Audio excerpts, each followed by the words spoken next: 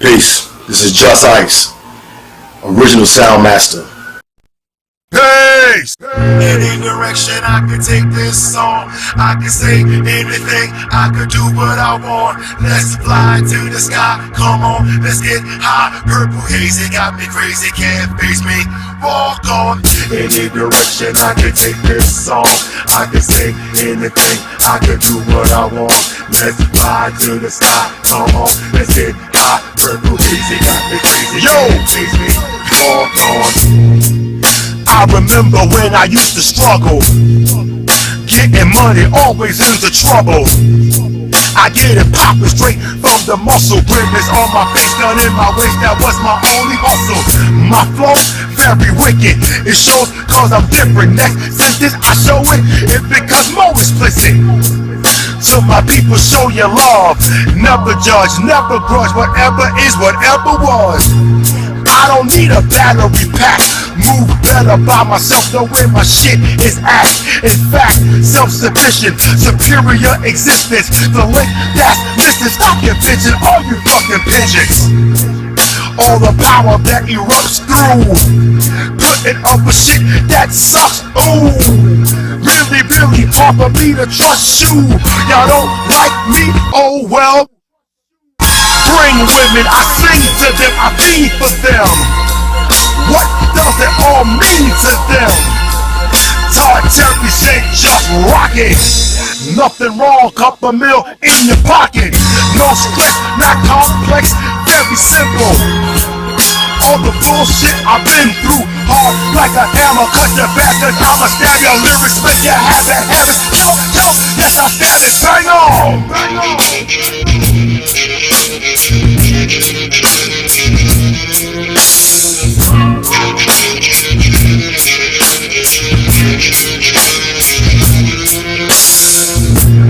I am the one that you have heard about, story some gory.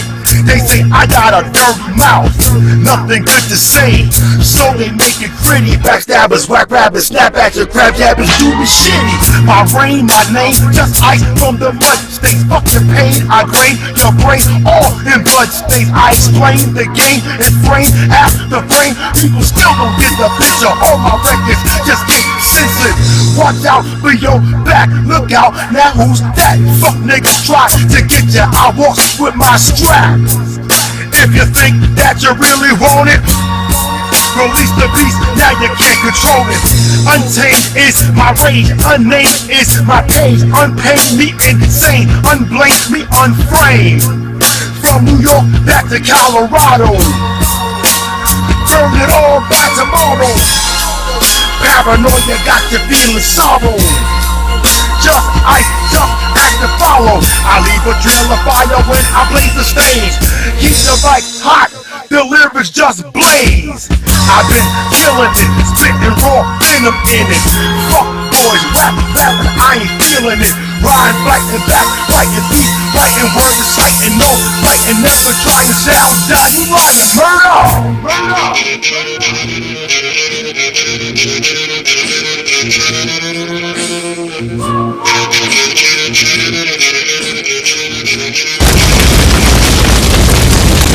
What's up, family?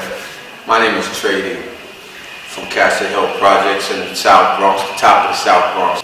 Now, a little history. Back in, I say about 1974, hip-hop was, going throughout the Bronx. Various crews was springing up. And the crew that I came from, Castle Hill, the Soundmaster crew. I was one of the first four who created Soundmaster crew. There was DJ Pill, DJ D, MC Cool, Kev Ski, Kevy Kev, as we affectionately called him too. Rest in peace. And myself, Trey D. We were the first four, and then it grew.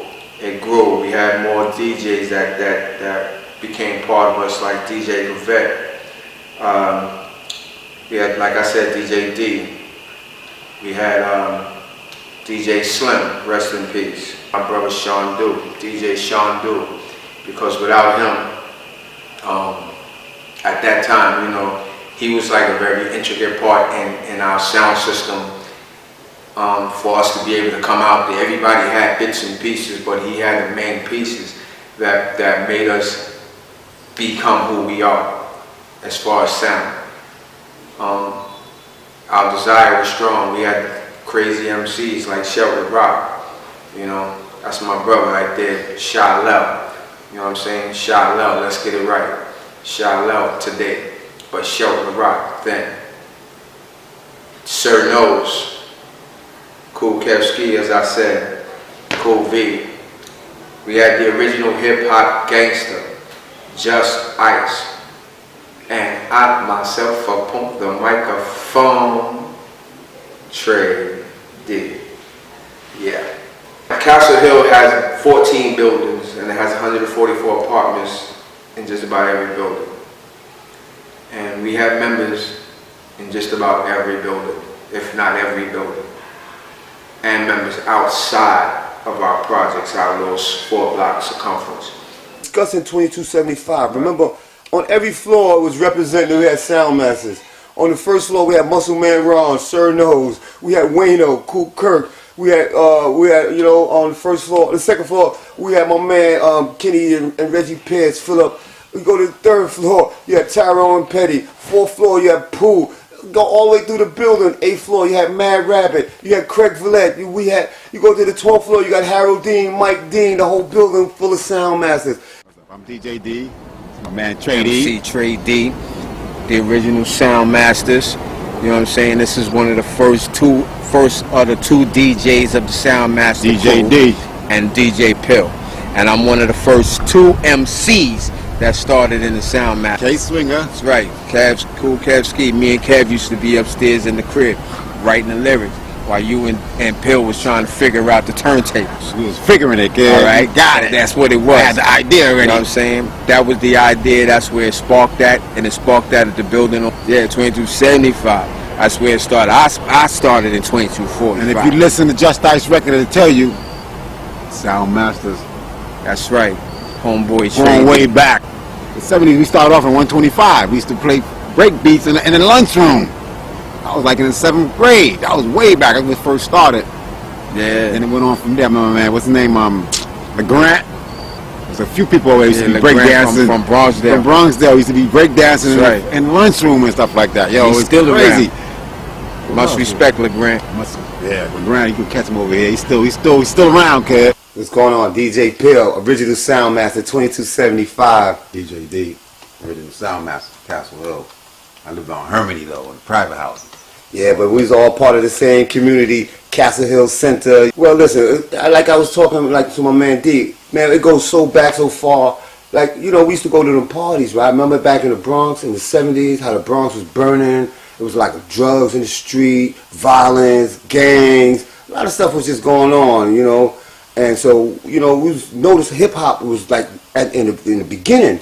And so we used to go to these parties, block parties, Kool Herc, DJ Africa Bambaataa, Grand Wizard Theater, Grandmaster Flash, Furious 5, DJ Breakout, Funky Four, DJ Baron, Disco King Mario, Chuck City Crew, Bronxville. So every neighborhood had their little crews. We used to travel from neighborhood to neighborhood. Remember, we was young teenagers, you know.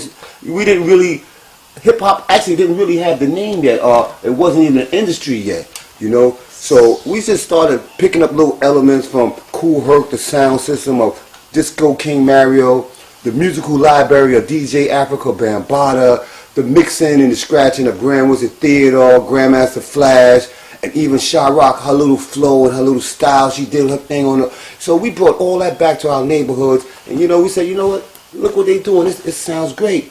Let's put our thing together, you know? So it was me, Denard, Leroy back at Hermitage, K-Swinger.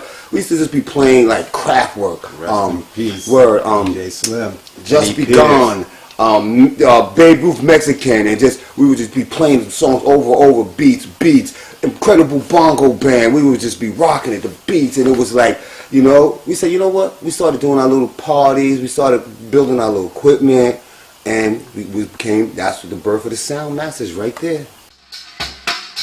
We got brace and fucking flip and all that shit on it. And fat back in. This is a hot album right here. You wanna know why? They call me. This is that classic J.J. Johnson, Willie Dynamite.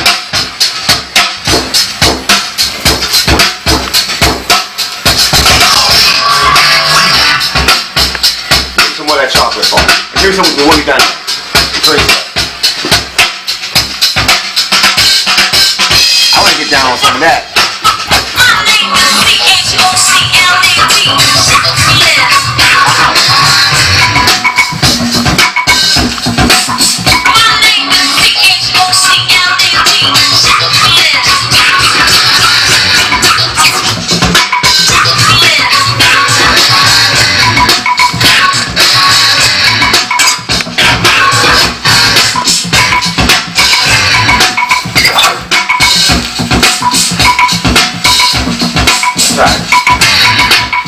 As we're moving.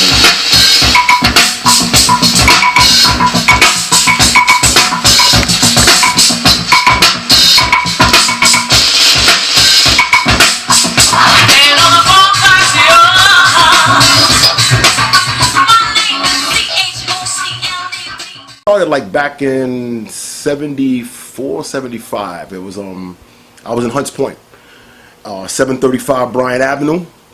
I was at my Aunt Reese's house, and she was having some kind of family gathering or whatever. And you know, they was playing regular records. Everybody eating fried chicken, black eyed peas and rice, you know, sweet potato pie, all that good shit. And music was going on. Kids in the living room.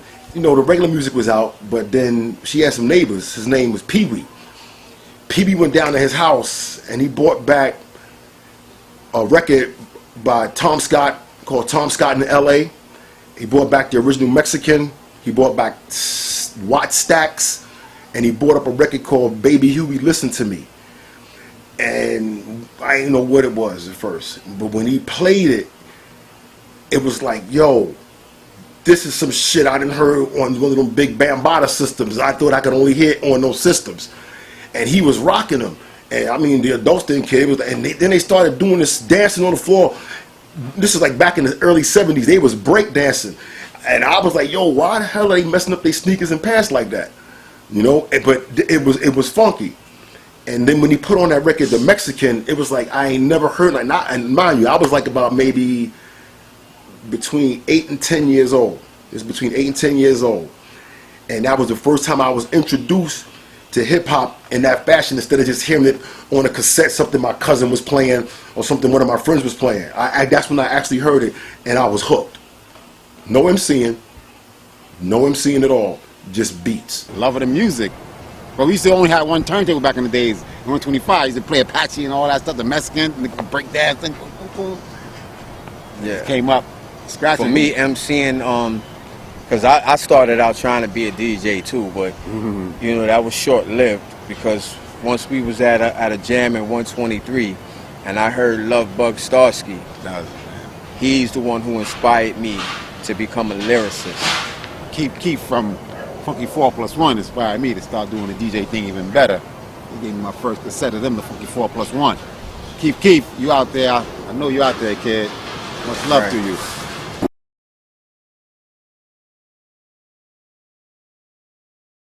See Me is Shalell. I grew up in Castle Hill at Shelter Rock. Started a whole lot of rappers from rapping. So Shelter Rock, and then when I had records out in 86, 87, 88, I was Shazam.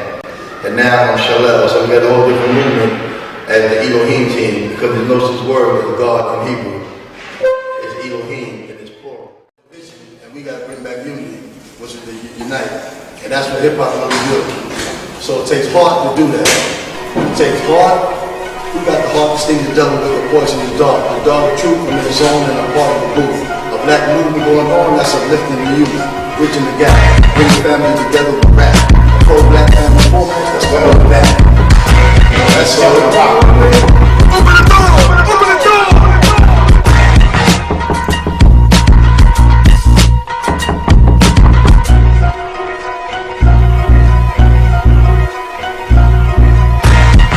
Knocking at my door, hit it again, hit it, come right through it. Get the 4-4, gotta protect what's mine. Knocking at my door, hit it again, hit it, come right through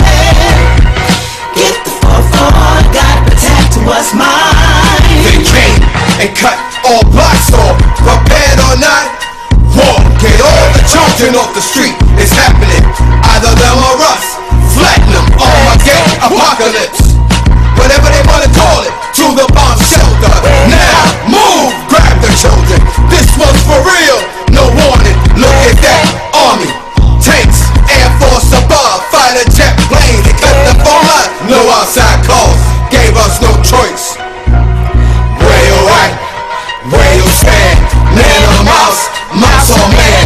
Taking a stand when your people need you, and yo, they not gonna keep you. Where you at? Where you stand? Man or mouse, mouse or man? Taking a stand when your people need you, and yo, they not gonna keep you. I got your back, you got mine. They killing off our kids, crossing the line. The last goddamn time, and for the record, we not gonna stand by, not a second. Fight for truth, not belief.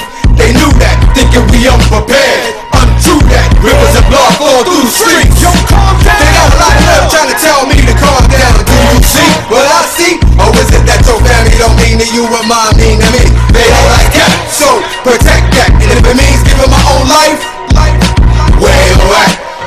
Where you stand? Man or mouse, mouse or man? Taking a stand when your people need you, and yo, they not gonna keep you. Where you at? Where you stand? Man or mouse, mouse or man? Taking a stand when your people need you, and yo, they not gonna keep you. Knocking at my door, hear it again, here they come back, here they come. Get the 4-4, gotta protect what's mine. And that's what caused me to be an MC. Peace. This is Just Ice, the original gangster hip hop, original sound master. And peace, this is Trade E, Castle Hill's first #1 MC. You know, every time you say that, I gotta, it just makes my skin crawl. We already know that. You have to keep reminding us. Yeah, you gotta know that. You gotta know that. Oh man, we go way back, man, way back. I mean, wow. How did you start? Well, it was separate, like I said. He started. He's older than me, so he was into it. I first heard of hip hop in '75, back in Hunts Point. You know, like I'm through my man Pee Wee. Well, not my man. He was my aunt's friend's oldest son, who looked after me when she didn't want to be bothered. But hanging out with Pee Wee, hearing different kind of music, because I was from Brooklyn, Fort Greene, Brooklyn. So hearing different music that he was playing, you could tell you wasn't gonna hear this on the radio. This was some music that was strictly for the B-boys, and that's how I got introduced to hip hop. Hearing records like Tom Scott in L.A., Baby Huey, Watt Stax, Babe Ruth the Mexican, Michael Viner's Incredible Bongo Band. I'm not gonna say the record. If you know the record, you already know what I'm talking about. And those kind of records that you wasn't gonna hear Frankie Crocker and them play. You wasn't gonna hear that. You had to come to the Bronx and go to, back then they were underground parties. That's what we would call them today. Those were real underground parties, because you weren't hearing any radio records, none at all. It was straight up. What started when I first heard hip hop, we was going down to Rosedale Park in the summer times, listening to Disco King Mario with his giant sound system, you know what I'm saying?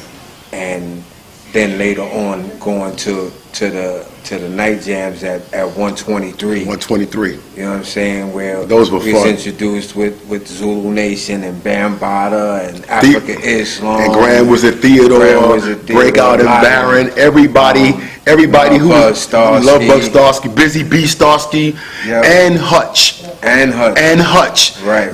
People be forgetting about what's it called, Love Kid Hutch. After that, they turned Love Kids Hutch. There was Starsky and Hutch. Starsky and Hutch. Yep. And it was who was it?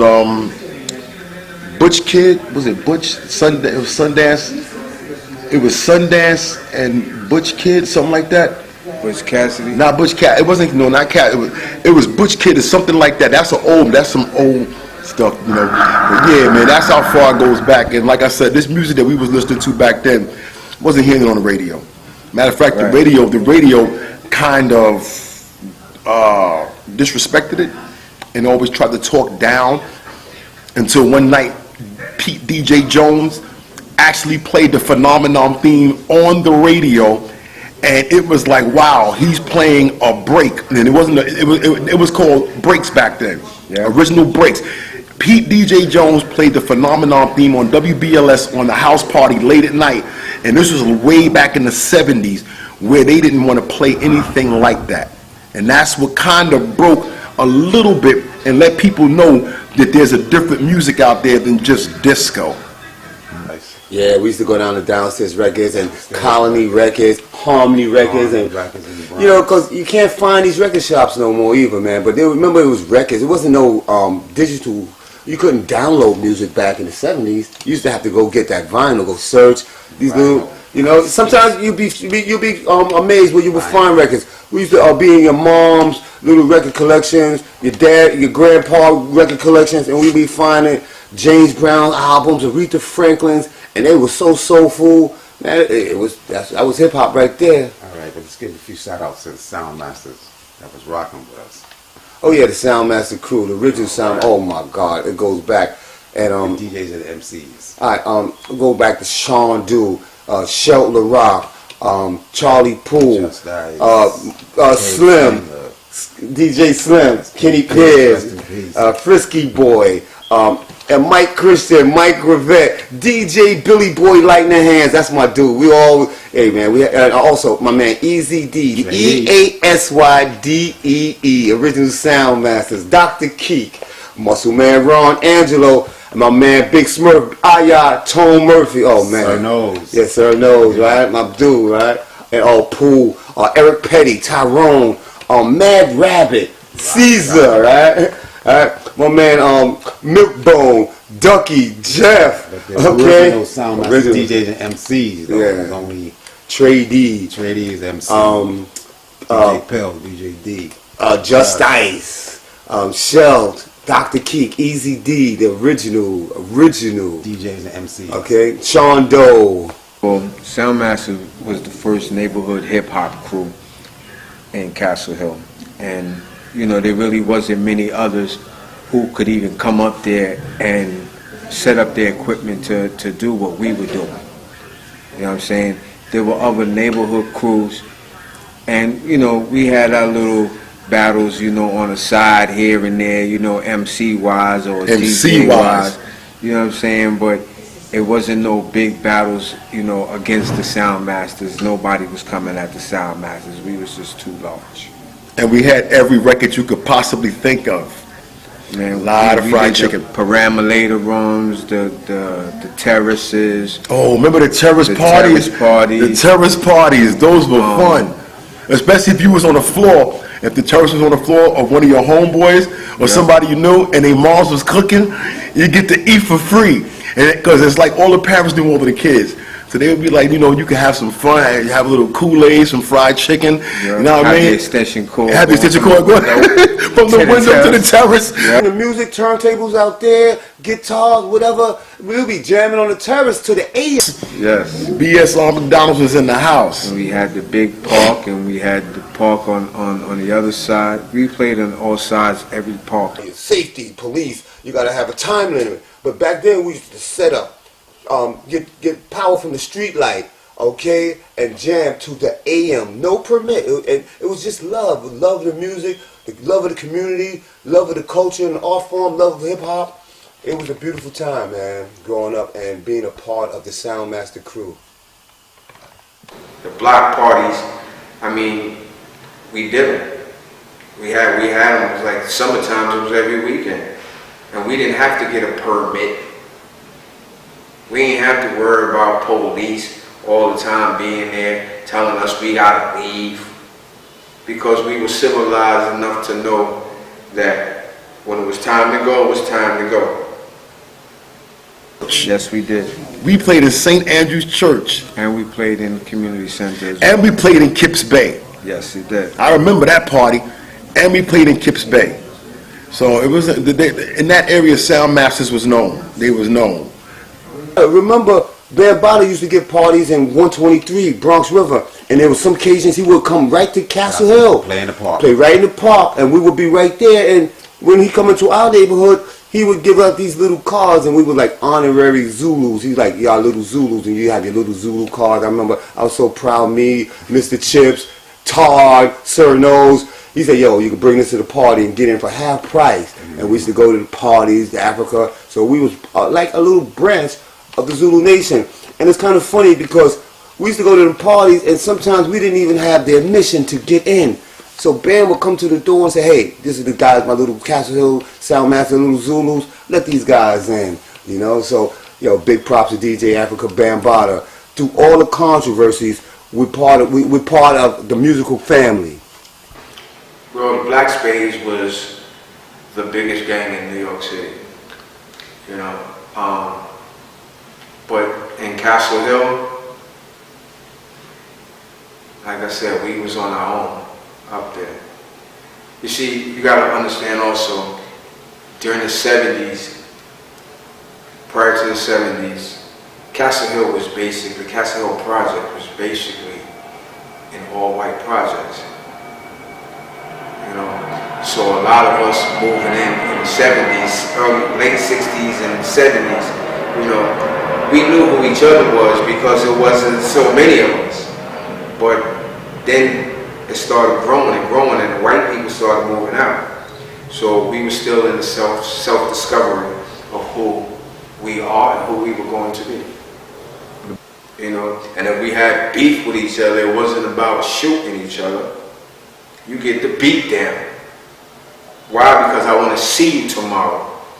And if you want to fight again, we'll fight again.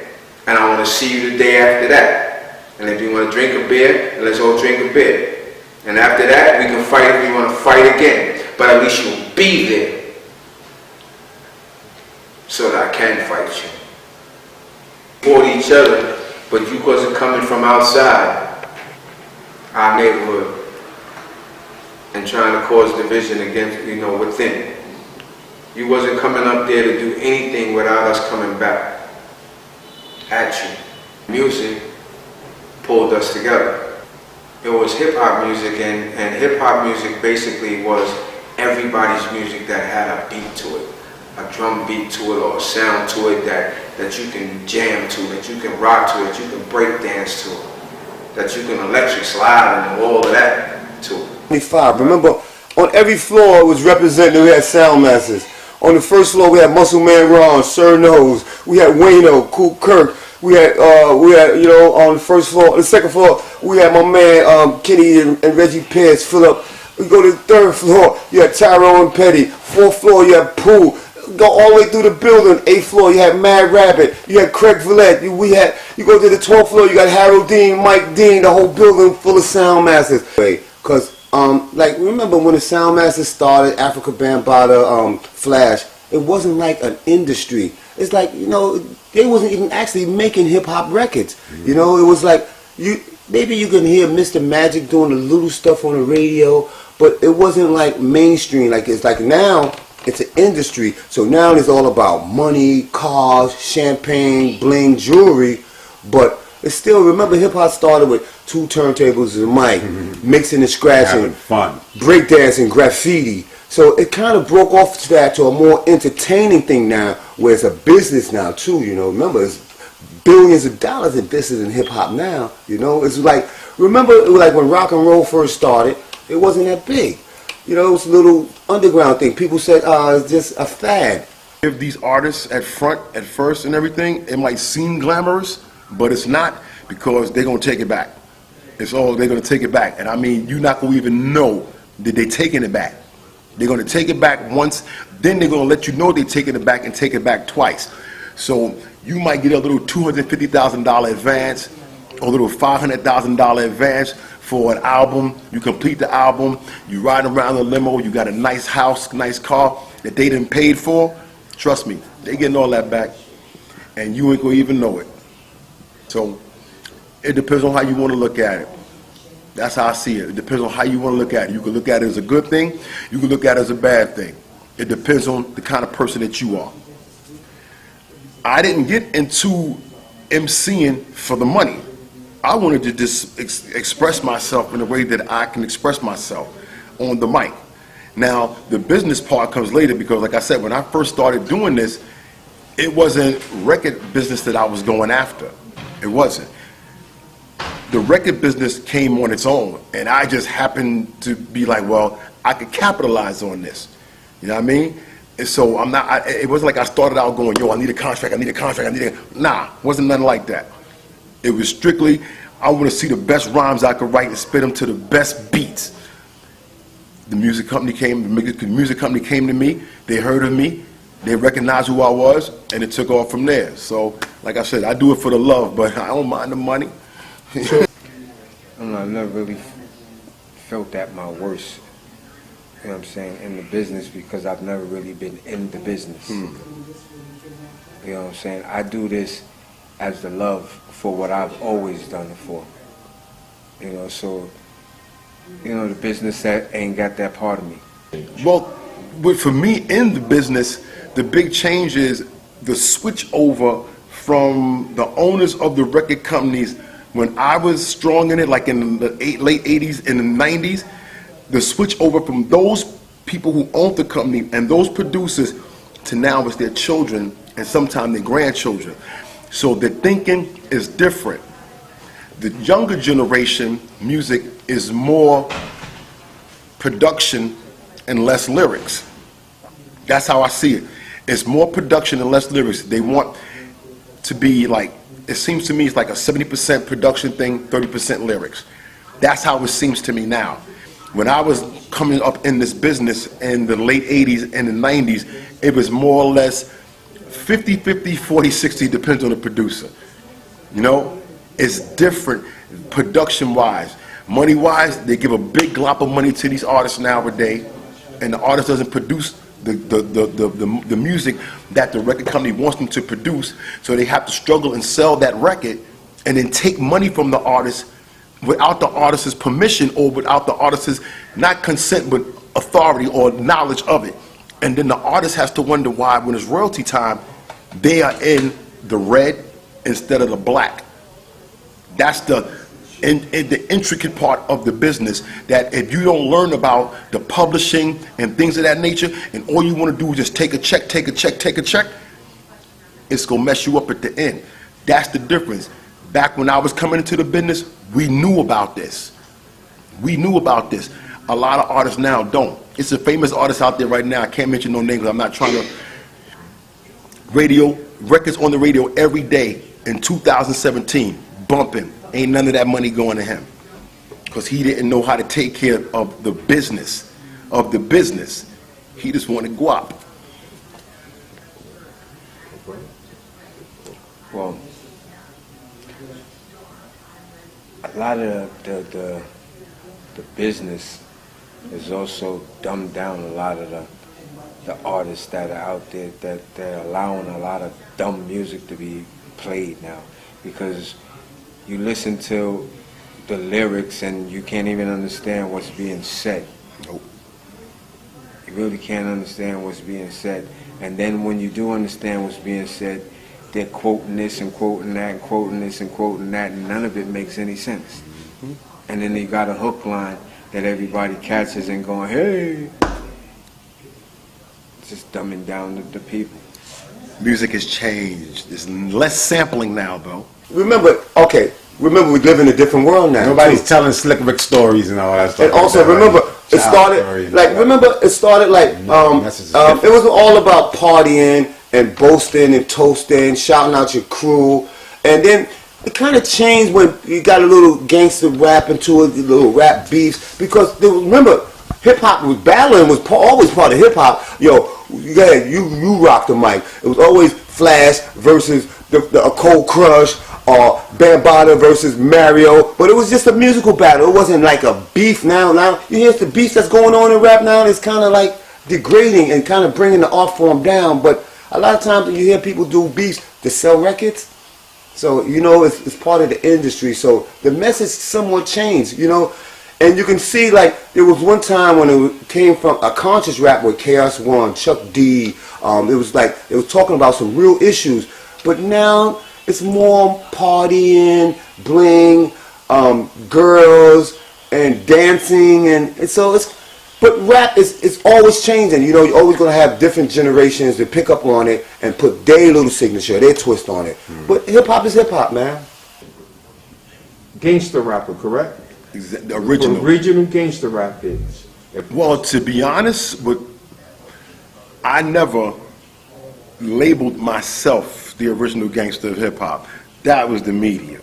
The media did that, the people did that, just for the simple fact, because after I left Castle Hill, I might have got the rhyming know-how from Castle Hill, but after I went upstate and I came home, I didn't come back to Castle Hill.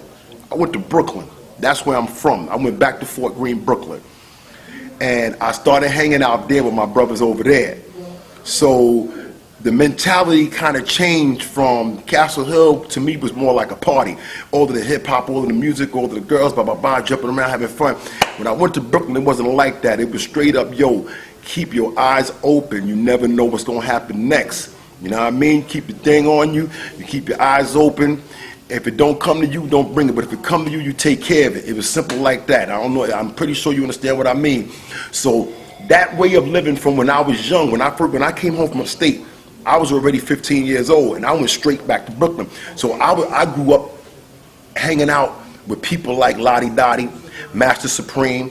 I went to school with Supreme Magnetic, Killer Ben. I went to school with all of them, and we all went to Eastern District. And that's in Brooklyn. So my mentality changed far as having fun with the music to like, yeah, I'm gonna talk about what's going on now, how I'm doing this now, how I'm living now, what I'm doing now. The attitude changed, but the lyrical content, it stayed the same, but it just got stronger.